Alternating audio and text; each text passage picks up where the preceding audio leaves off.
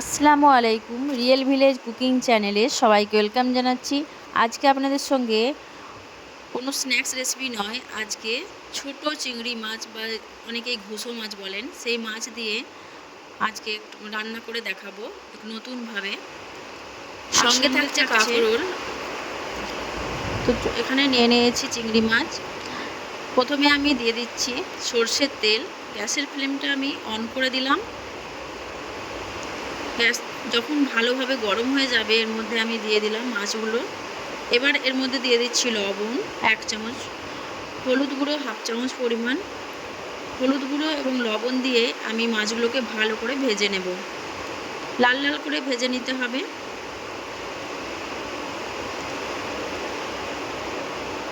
অনবরত নাড়াচাড়া করে যখন এভাবে ভালোভাবে ভাজা হয়ে যাবে আমি এগুলোকে একটা প্লেটের মধ্যে তুলে নেব। এখানে মাছগুলো প্রায় ভাজা হয়ে গেছে, এই দেখুন, দেখেই বুঝতে পারছেন।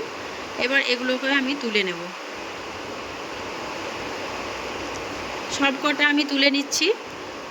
এখানে প্রচণ্ড বৃষ্টি হচ্ছে, এই বৃষ্টির দিনে আমি আজকে চিংড়ি মাছ দিয়ে কাঁকরোলের রেসিপি বানাচ্ছি। এখানে আলু নিয়ে নিয়েছি ছোটো ছোটো করে কাটা, পেঁয়াজ আর কাঁকরোল নিয়ে নিয়েছি। এইভাবে করে কেটে আমি নিয়েছি। আর ঠিক একই কড়াইয়ের মধ্যে দিয়ে দিচ্ছি সরষের তেল। যে কড়াইয়ে আমি মাছ ভেজেছিলাম সেই কড়াইতেই আমি নিয়ে নিয়েছি সরষের তেল। আর দিয়ে দিচ্ছি একটা বড় পেঁয়াজ কুচি কুচি করে কেটে দিয়ে দিলাম। পেঁয়াজটা একটু কালারটা চেঞ্জ হওয়া পর্যন্ত আমি একটু নাড়াচাড়া করে নেব।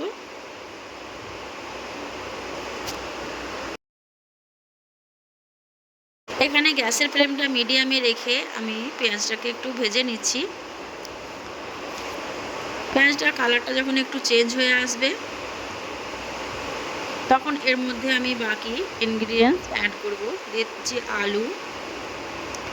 আমি একটা আলু এইভাবে লম্বা লম্বা করে কুচি করে নিয়েছি। আলুটা দিয়ে দিলাম। আর দিয়ে দিচ্ছি এর মধ্যে কাঁকরোল। আমি এখানে কাঁকরোল নিয়েছি 3টে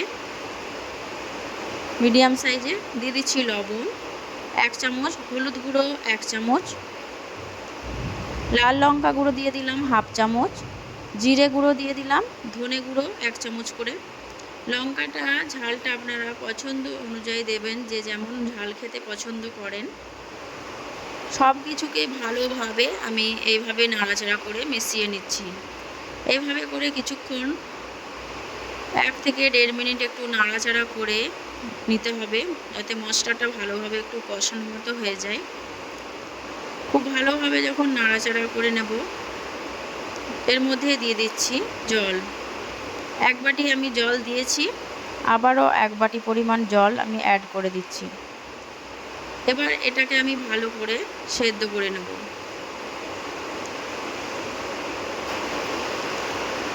এবারে এটাকে ঢাকা দিয়ে দিয়ে সেদ্ধ করে নিতে হবে। আর রান্নাটা আমি এখানে ভালোভাবে করে নেব, যাতে কাঁকরোল এবং আলু ভালোভাবে সেদ্ধ হয়ে যায়। সেদ্ধ হওয়া পর্যন্ত আমি অপেক্ষা করব। মাঝে মধ্যে একটু নাড়াচাড়া করে নেব। এবার ঢাকা দিয়ে দিচ্ছি। কিছুক্ষণ ঢাকা দেবো, আবার ঢাকাটা খুলে নেব। সেদ্ধ হয়েছে কিনা চেক করে নিতে হবে।